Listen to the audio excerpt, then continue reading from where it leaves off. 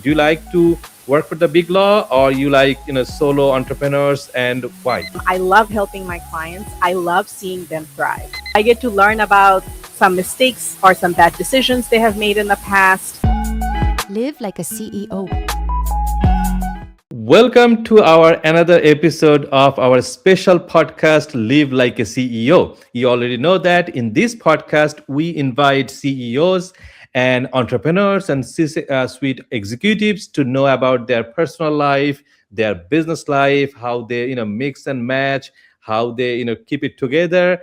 So without further delay, let me invite our special guest today. Her name is Syeda Nazifa Nawroj. She's an attorney, and the best thing is she's also from Bangladesh. We both are from Bangladesh. So today we are going to learn a lot about my friend Nazifa. Nazifa, welcome to our podcast. Thank you so much, Raju, for inviting me. I'm very excited to be here and to work with you. I'm looking forward to it. Perfect. Thank you so much. So, in the beginning of this interview, let me ask you. So, I know you're an attorney, but tell me about your practice. Who is your client? What kind of service you provide? Where are you located? And how people can reach out to you? Yeah, all excellent questions. Um, I am a corporate lawyer. I practice in California. I primarily represent tech startups all over the United States. As a corporate lawyer, my main job is corporate governance, which means advising the board, structuring the company, and helping them with tax optimization. And I advise tech startups all the way from their formation. I can help them get formed, especially if they want to raise VC financing. Um, like a lot of startups do, they want to enter accelerators. So there's a lot of startups here in Silicon Valley, where I'm based in Northern California. So I can help them with formation, with equity financing, debt financing, complex tax deferred restructurings, all the way to market exit. So I also advise them on mergers and acquisitions. And you can see here, Merger Lawyer is the name of my firm. You can find me at mergerlawyer.com. I'm also active on LinkedIn, so you can reach out to me there personally on LinkedIn. Awesome. Thank you very much. And dear audience, I'm also putting her name, email address, phone number, website, everything in the on the screen. So if you have any questions about corporate law, especially if you're a tech entrepreneur, if you need any help with merger, acquisition, and all those things, please reach out to her. She will be able to help you. So, Nazifa, now I would like to know about your practice a little bit. So, we lawyers, we need to talk to clients. So, do you have any very personal way of talking to clients? Like, how do you get unfiltered feedback or demand from your clients? Oh, that's an excellent question. So, a lot of the clients I work with, especially in a mergers and acquisitions context, it's a very high trust relationship, right? A lot of the times, entrepreneurs will describe their company like their baby. They grew their company like they raised their children. So, when it comes time to sell those companies, it's a very personal decision as well as a very professional decision for them. So, the way I communicate is, first of all, I understand, right? I started my practice about a year and a half ago, but before that, I worked for really large companies like Fenwick and West and DLA Piper, and I represented giant tech companies like Amazon and Cisco and Meta in their M&A acquisitions. So the first thing I do is I bring a lot of experience and knowledge, right? And that's the cornerstone of establishing trust with them. A lot of kind of attorneys that I see, they kind of approach it as a contract drafting process, right? But it's really not. It's really a trust building process. I have to establish the trust with my client first and then tell them how they can establish trust with a potential buyer so the deal can successfully close for them, right? And I think a couple of things about trust. I'm very open to communication, right? I'm very easily accessible. I use technology for calendaring, and my clients have direct access to my calendar. There's no secretary or phone tag game. So that's number one, because an M&A is a very fast moving process and clients feel very comfortable when they have direct access to me. The second thing is I wrote a book called Sell Your Startup that came out in December 2024. It's kind of like a practical guide for entrepreneurs going through the sale for the first time. So, if I kind of meet an entrepreneur who has questions, I'll immediately share my book and say, hey, some of the very basic things about what to expect you can get from the book. A lot of the times when I advise my clients, I'll say, hey, refer to this chapter, right? It will explain the basics of this particular concept to you. So, the second part of trust, in addition to accessibility, is bringing expertise and sharing knowledge openly, right? We're kind of moving away from the model where lawyers charge by the hour. So when you feel like talking to your lawyer, like every time you're learning something, you're paying like $3,500, which is what a Fenwick attorney trust charges per hour for M&A advice, right? We're way more accessible, we're way more affordable, and the goal is to help entrepreneurs be really successful. M&A lawyers kind of shouldn't be a gating item, right? So I would say the best way I communicate is by establishing trust with accessibility and sharing a lot of my knowledge and experience. Perfect. And usually I ask this question in the top. The first question was that, but I forget to ask that question. So, not everybody is the entrepreneur. Only a small percentage of people, they like to be entrepreneur. Many of them, they are scared. So you work for giant law firms, big law firms. Now you are an entrepreneur by yourself. You are on your own. So would you like do you like to work for the big law, or you like solo entrepreneurs, and why? Oh my God, that's such a long answer. But the short answer is I love being an entrepreneur. I just love it. It's very really enjoy my role as an advisor. I love helping my clients. I love seeing them thrive. If I am successful in my job, a lot of my clients are able to sell their tech startups and make millions of dollars. So I go on to see them build generational wealth. And nearly all of them stay in touch with me. They'll come back to me a few years from now and say, hey, I started another company, or, hey, I did this and that. So I think working for a big law firm gave me more financial security, right? I brought home a reliable big paycheck all the time.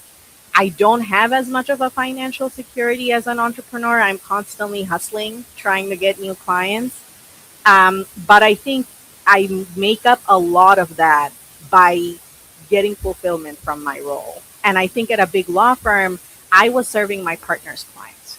So it's kind of like a three-way relationship where I was advising the client, and the big law partner was also kind of advising the client, but at a very high level.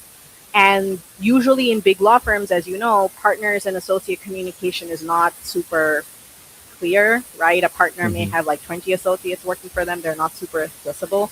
So I think having a boss who didn't know what was going on was very stressful for me.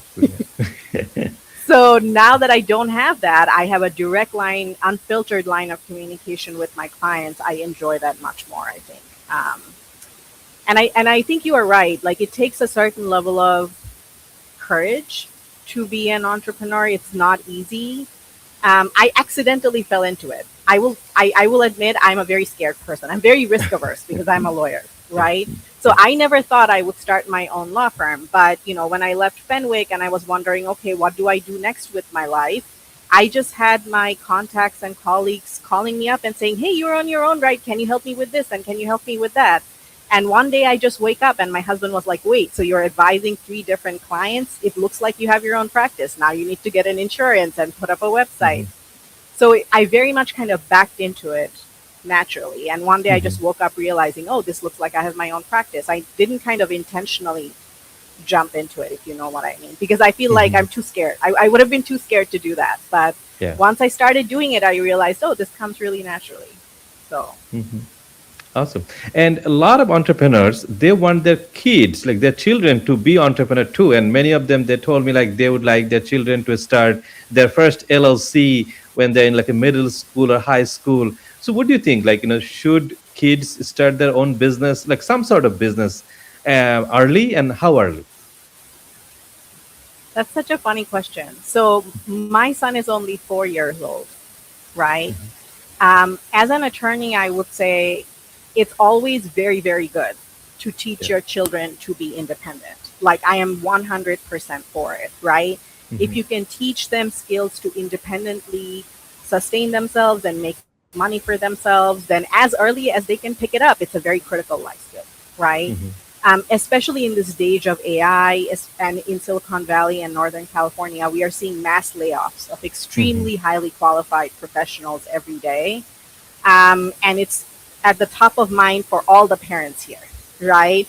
Everyone is thinking, how do I make my children less reliable on a job and more independent when it comes to fending for themselves?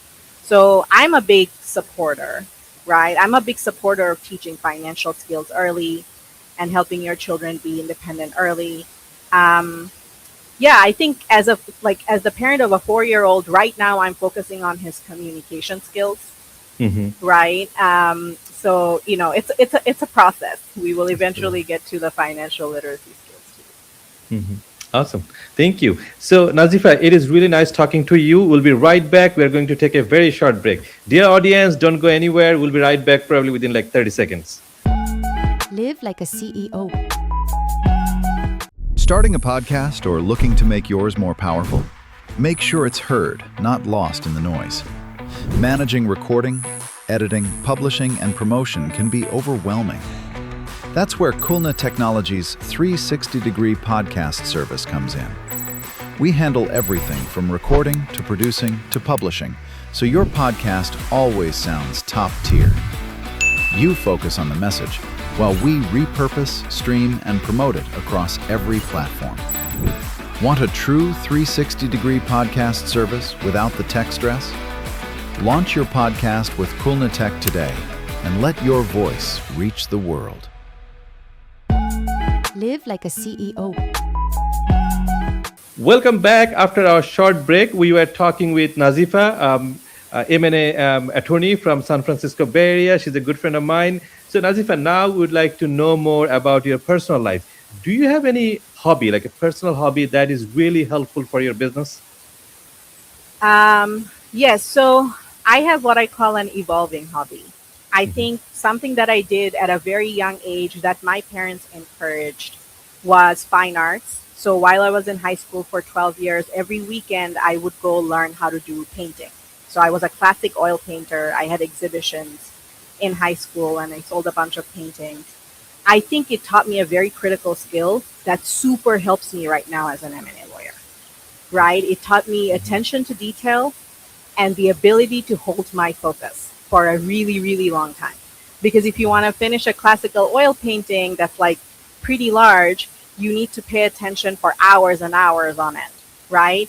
And it's actually a very transferable skill to being an M&A lawyer because we look at contracts that are 60, 80, 120 pages long, and oftentimes we need to catch critical details very early. So I think my fine arts background surprisingly prepared me to be a pretty great M&A lawyer. So what I do right now is my number one hobby is my kid. And we share a lot of hobbies. So we go swimming together. I try to kind of encourage physical activity and a sustainable lifestyle. So sometimes, last year was gardening. We did a lot of vegetable gardening and, growing your own vegetables. And this year we're focusing on physical activity and swimming. So I kind of try to share my hobbies with him and use that as an excuse to spend more time. Perfect, perfect. And so, what is the very first thing that you do early in the morning after getting up? That's an excellent question. So the first thing I do is I try to wake up for Fajr. So I pray Fajr prayers. And after that, I read the Quran. I would say it's a relatively recent hobby and I love it. I think that's the best start to my day. And it also lets me start earlier than everyone else. So that starts my day about 2 hours earlier than when the kid wakes up or when my husband wakes up. And that's a great time for me to just read the Quran. And after that, I spend a few minutes in meditation, just thinking about what's coming today, what's on top of my plate. And it really helps me kind of start the day on my own terms and with a lot of control instead of being reactive, which I think a lot of junior attorneys do, right? They don't really understand how to deal with the day. They come into work and they're immediately reacting to whatever fire the client is throwing at them.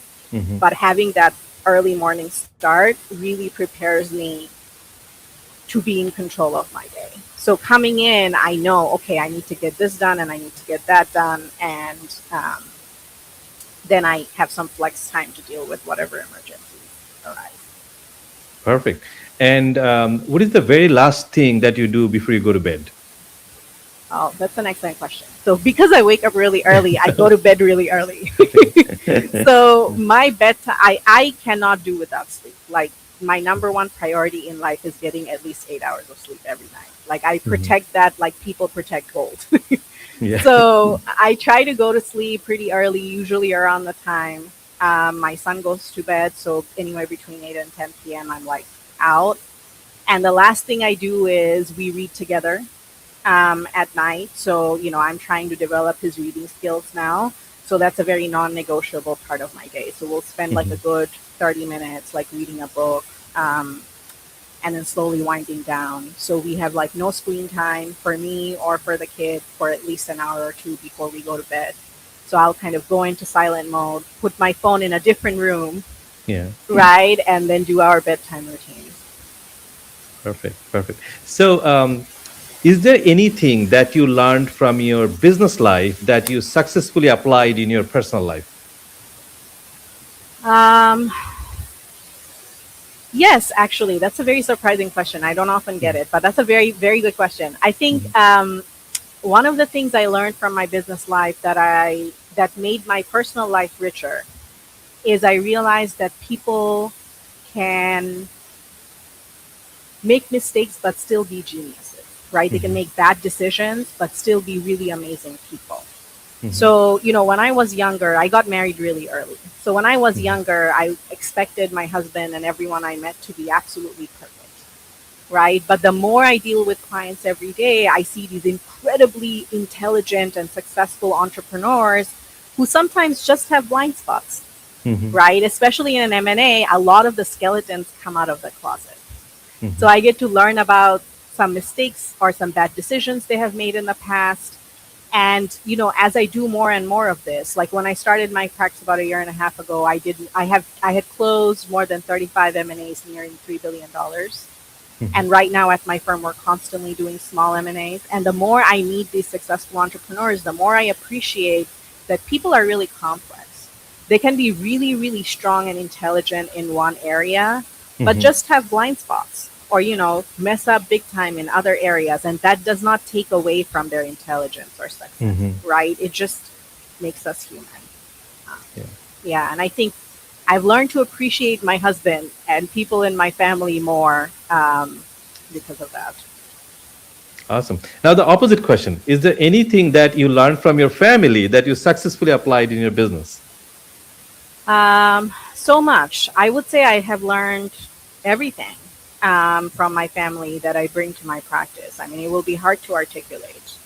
Um, but if I were to pick something, I would say from a very young age, my parents raised me to be service providers. They are the Mhm. kind of people who will help anyone. So Yeah. I grew up in an environment where there were new, different people from all walks of life coming and Mhm. living at our home for all kinds of different reasons. You have to send your school, come stay with us. You have to go to the hospital, okay, we're helping you, Mhm. right? So people used to joke when I was growing up, they used to joke that our house was like an open hostel for all friends and family, Yeah. Yeah. right? So I grew up at a very early age, kind of witnessing what service to others looks like. So and this is kind of ingrained in me. So now that I'm running my own practice, it's very similar, right? Mhm. I'm trying to build a profitable business, and that's really my goal. But at the same time, the core value of it is it has to be in service of others, in service of Mhm. other people. Um, yeah, I would say that's like a cornerstone. Um, Mhm.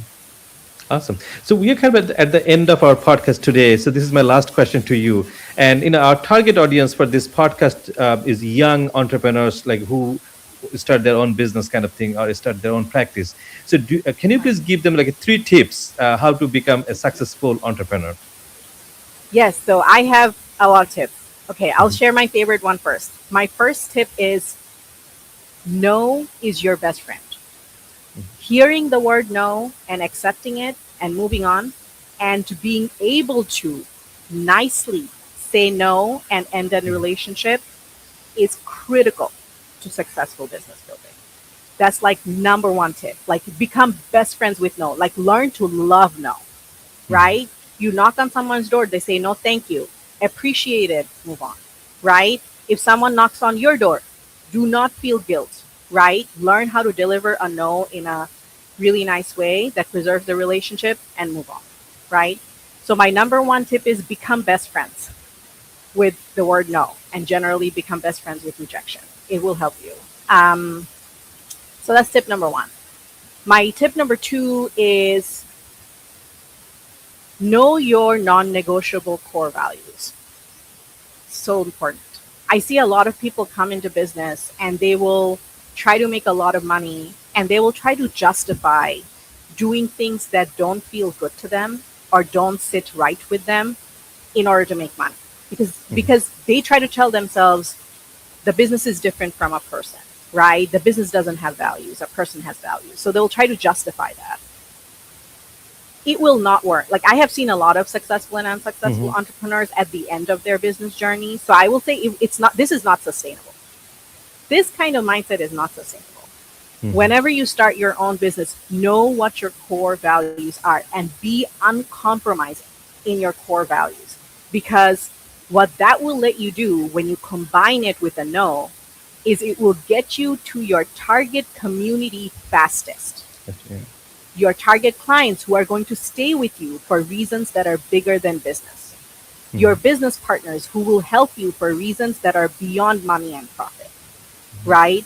And that's what really like accelerates your business growth and makes it foundational, right? And it starts running way faster, based on community power beyond any one individual. So the second thing I would say is know your core values and be uncompromising.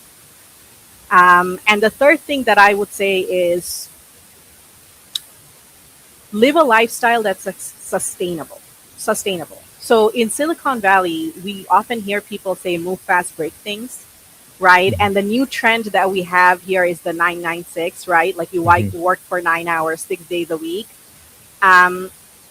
It's possible. You can do that. There are certain stages of life when you're single, not married, you don't have children, right? You can live in an entrepreneur home and you can work 24 hours a day. I have had those hours. It's very critical for building that junior early level skill, right? But when you move on to being an entrepreneur, it's more like sprints, right? Like you cannot burn yourself out because that's the number one recipe for failure, right? So wherever you are in life, right, whether you have children or family obligations or not, if you're single, wherever you are in life, you have to find a rhythm that's sustainable for you mentally and physically. Because the key to success is lasting. A lot of people will tell you the longer you survive in business, the more success you get. So my third tip would be whatever entrepreneurial lifestyle you have, make it sustainable for you so that you can run a marathon instead of doing little sprints and then burning out very quickly. Well, yeah. Thank you so much, Nazifa, for sharing all this, powerful words with our audiences. I really appreciate your time. Absolutely. Thank you again very much, Raju, for having me. And I look forward to staying in touch with you and watching your podcast grow. And, if you know Raju, he's an amazing business immigration lawyer. So definitely work with him. I would strongly recommend that too. Thank you very much. Thank you.